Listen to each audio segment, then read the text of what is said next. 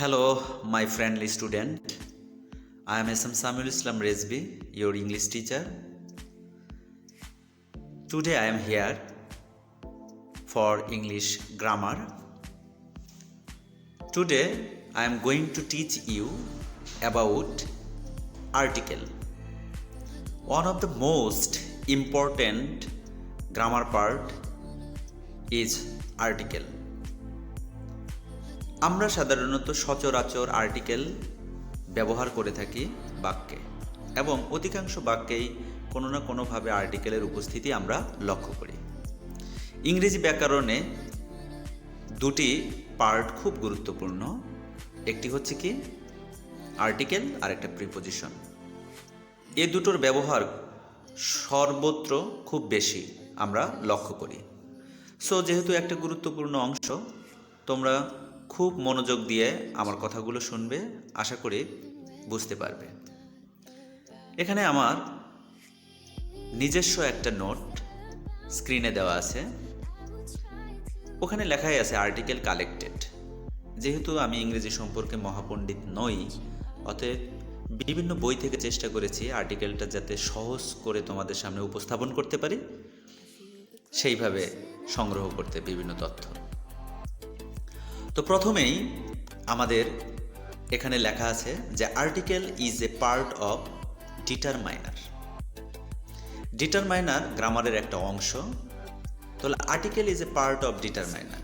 Determiner শব্দের অর্থ মূলত নির্দেশক। সুতরাং আর্টিকেল কিন্তু আমাদের এক ধরনের নির্দেশক। কি নির্দেশ করে? এ এন দি দ্বারা অন নির্দেশ করে। তাহলে আমরা বলতে পারি one is the mother of a an the, অর্থাৎ এ এন দি এর মা হচ্ছে কি ওয়ান। এখানে আমরা সেটাই বলেছি, article is a part of determiner, অর্থাৎ আর্টিকেল হচ্ছে ডিটারমাইনারের অংশ। দেয়ার আর 5 কাইন্ডস অফ ডিটারমিনার্স। ডিটারমিনার কয়টা আছে? 5 ধরনের ডিটারমিনার আছে, যার মধ্যে আর্টিকেল হলো অন্যতম। আর্টিকেলের অংশ হচ্ছে এ এন দি।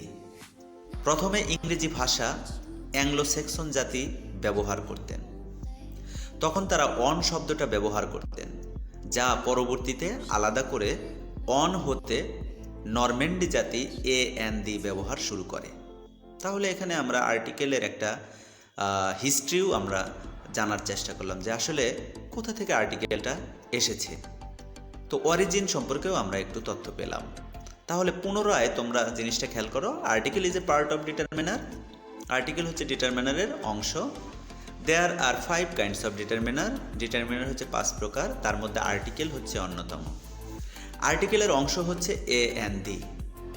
প্রথমে ইংরেজি ভাষা অ্যাংলো স্যাক্সন জাতি ব্যবহার করতেন। ইংরেজি ভাষার আদি ব্যবহারকারীদের নাম হচ্ছে কি অ্যাংলো স্যাক্সন। তখন তারা ওয়ান শব্দটা ব্যবহার করতেন, যা পরবর্তীতে আলাদা করে ওয়ান হতে নরম্যান্ডি জাতি, অর্থাৎ নরম্যান্ডি রাজার আন্ডারে থাকা জাতি এ এন দি ব্যবহার শুরু করে। তো এটা আমরা কি জানলাম? আমরা জানলাম যে আসলে আর্টিকেলের অরিজিনটা এবং the definition of article. I hope it is a little different from others definitions, so you will follow this definition and the rules of articles. আমি চেষ্টা করেছি সহজভাবে উপস্থাপন করার জন্য, তো সেই ধারাবাহিকতায় আমরা পরের অংশটুকু আলোচনায় যাব। এখানে তোমরা স্ক্রিনে অবশ্যই you are watching on the screen one equal a an the. কিছুক্ষণ আগে আমি তোমাদেরকে বলেছি, কি বলেছিলাম? যে আসলে one is the mother of a an the. তো সে কথাটাই আমি বলতে চেয়েছি এখানে। এবার আমরা আলোচনায় আসবো আর্টিকেল।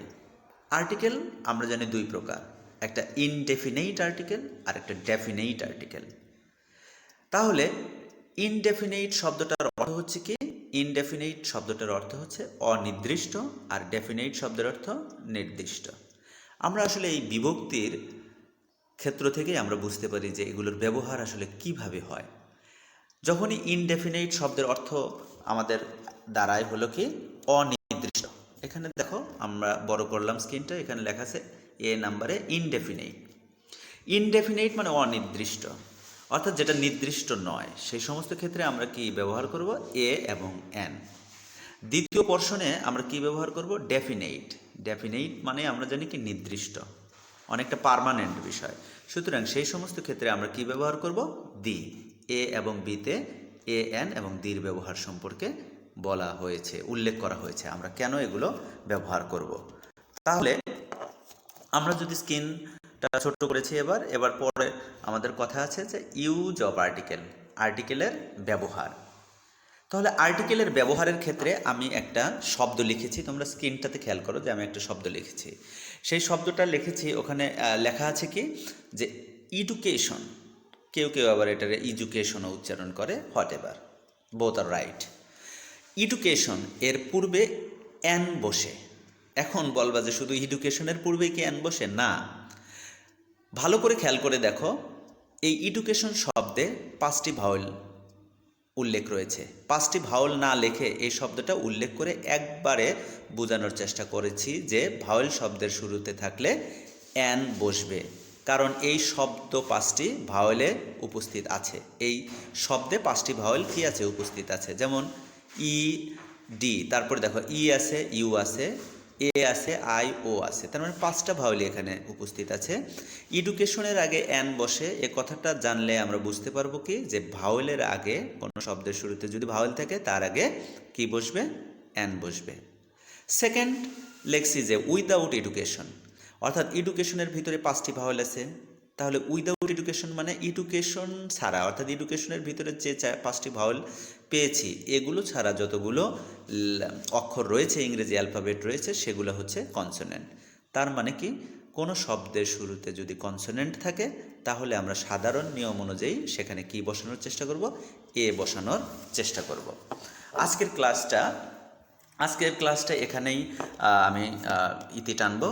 তবে একবারে সব কিছু এতটুকু পড়ানো ঠিক না, তবে এতটুকু তোমরা চেষ্টা করবে বাসায় খুব সুন্দর করে বোঝার জন্য এবং মনোযোগ সহকারে আয়ত্ত করার জন্য। আশা করি এই নোটটা ফলো করলে তোমরা অনেক উপকৃত হবে, কারণ অনেক কষ্ট করে আসলে এই নোটটা বিভিন্ন বই থেকে গুরুত্বপূর্ণ এবং সহজতর অংশগুলো সংগ্রহ করে আমি লিখেছি। সবাইকে ধন্যবাদ, ভালো থাকবে, সুস্থ থাকবে এবং ইংরেজির সাথে থাকবে।